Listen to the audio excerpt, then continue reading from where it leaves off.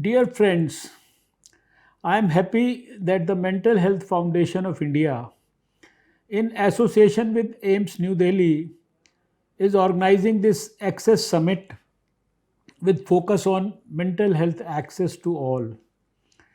It is also heartening to note that the summit will have one dedicated session on the World Mental Health Day, which is observed on 10th of October every year, to raise awareness on mental health issues and mobilize efforts to support mental health.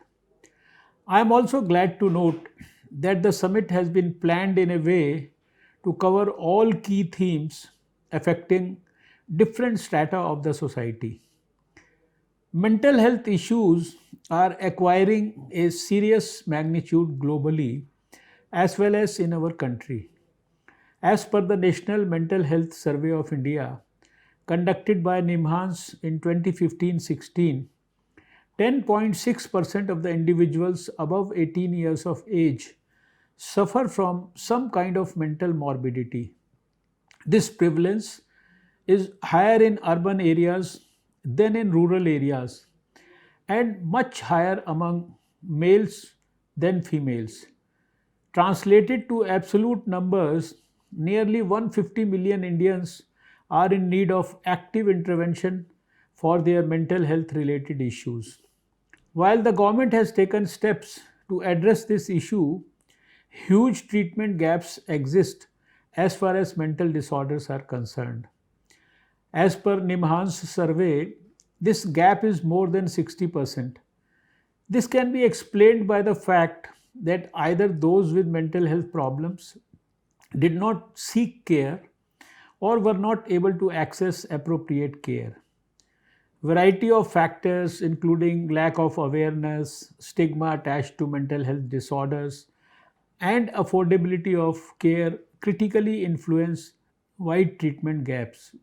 As far as government is concerned, to address the burden of mental disorders, the National Mental Health Program is being implemented, under which implementation of the district mental health program has been supported in 692 districts of the country, with the objective to provide mental health services, including prevention, promotion, and long term continuing care at different levels of district healthcare delivery system.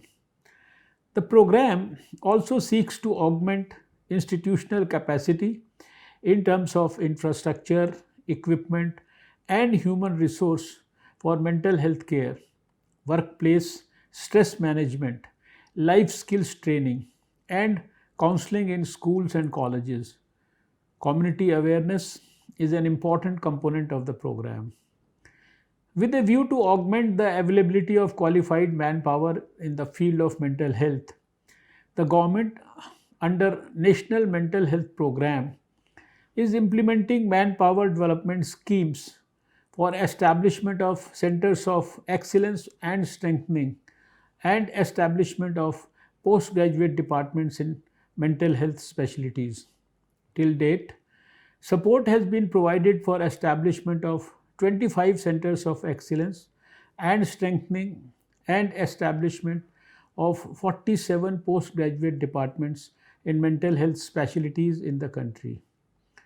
For delivery of mental health care service in the underserved areas of the country, availability of manpower is being augmented by providing online training courses to various categories of general healthcare, medical, and paramedical professionals through the digital academies established at the three central mental health institutes.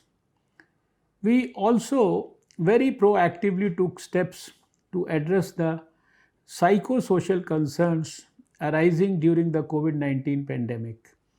This included setting up of a 24 by 7 helpline to provide psychosocial support by mental health professionals to the entire affected population, divided into different target groups like children, adults, elderly women, and healthcare workers, and also issuance of guidelines and advisories and advocacy material on management of mental health issues catering to different segments of the society. Besides, programs for capacity building of healthcare workers to handle psychosocial concerns of people during COVID 19 have also been undertaken. One thing that I want to highlight, and I'm sure all of you will agree, is that as far as mental health issues are concerned, we all need to work together to increase awareness about it in order to improve health seeking behavior of people when faced with any mental health problem. Stigma around mental disorders must be addressed squarely. To spread awareness, it is important to build partnerships between the public and the private sectors and between the government and the civil society organizations. It would also be valuable to build community support networks. While we cannot prevent all mental ill health, we can certainly help change the culture in our country and insist that everyone's mental health and well being matters equally. No one dealing with any form of mental illness should ever feel ashamed. We all must come forward and speak about this issue as easily as we discuss other physical ailments and seek care proactively.